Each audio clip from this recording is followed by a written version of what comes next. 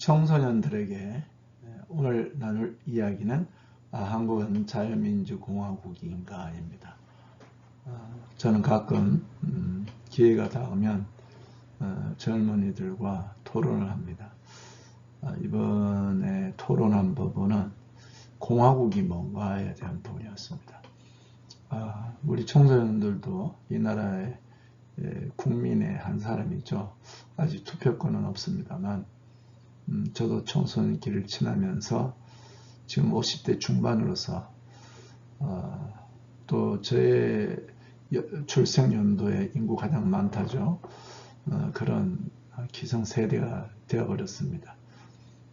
그러면서 지금의 우리나라의 정치 상황에 대해서 청소년들에게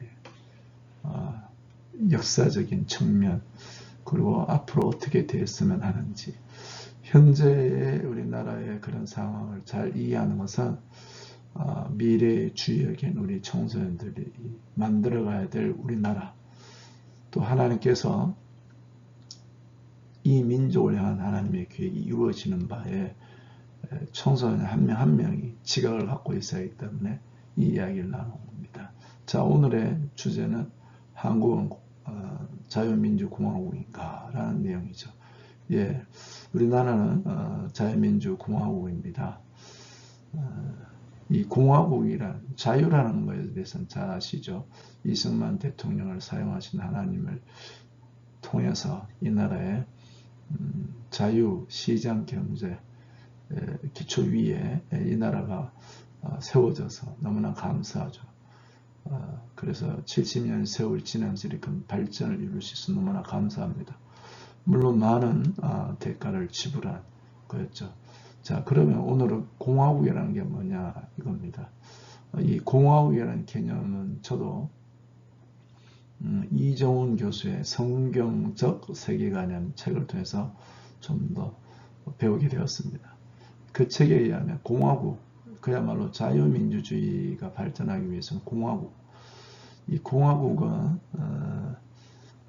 사법, 입법, 행정이 견제와 균형을 이루는 것을 말하는 거죠. 자, 아시다시피 우리나라의 윤석열 대통령의 탄핵 이 소추안이 국회를 통과했어요. 거대 야당이 힘에 의해서 뭐죠? 힘에 의해서 제적 3분의 2 통과됐어요. 굉장히 드문 일이죠. 그러나 여당이 힘을 쓰지 못하고 또 여당의 의원들도 이제 동조를 해서 결국은 국회에 통과돼서 탄핵의 내용이 이제 심리, 헌법재판소의 심리를 앞두고 있습니다. 자, 이 국회 탄핵은 민주공화국의 이 사법, 입법, 행정의 균형, 견제 균형 입장에서 보면 국회가 계엄령을 발동한 대통령을 내란이라는 것으로 해서 이제 탄핵시켰단 말입니다. 그것이 그래서 대통령의 권한에 대한 국회 탄핵까지는 작용이 된 거죠. 근데 그것에 대한 심리, 과연 이 법에 준한 것이 위법인지 아닌지 심리는 헌법재판소, 그래서 사법에 바로 그 과정을 두고 있습니다. 박근혜 대통령 때는 사실은 그 7년의 세월, 8년의 세월이 흘렀는데 탄핵 소추할 어떤 그런 게 전혀 없는데 결국은 세월이 지나고 나서 여론에 의해서 광화문에 모여들어서 대통령 탄핵하라고 모여든 그런 촛불든 민심의 힘에 의해서 헌법재판관 9명 전원의 찬성에 의해서 탄핵이 인용이 되어서 탄핵이 되었죠. 최종적으로 여론에 의한 겁니다. 자, 지금은 6명의 헌법재판관이 있고 그 중에 이제 윤석열 대통령 임명 재판관 2명 이렇게 그냥 그런 상황으로 봐서는 기각이 될 가능성은 굉장히 많죠.